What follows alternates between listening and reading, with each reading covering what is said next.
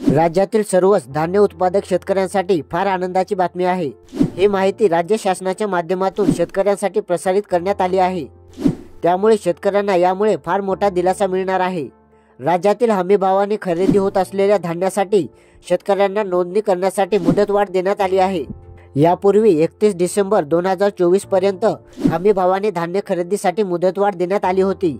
ही मुदत वाढवून आता 15 जानेवारी 2025 पर्यंत करण्यात आली आहे।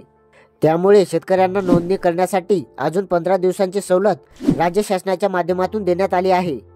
बऱ्याच शेतकऱ्यांची नोंदणी अजून देखील बाकी होती। त्यामुळे शेतकऱ्यांना मदत म्हणून धान्य खरेदीच्या नोंदणीला आता मुदतवाढ देण्यात आली आहे। त्याबरोबरच राज्य शासनाच्या माध्यमातून धान उत्पादक शेतकऱ्यांना 20,000 रुपये बोनस देण्याचं जाहीर करण्यात आलेलं आहे।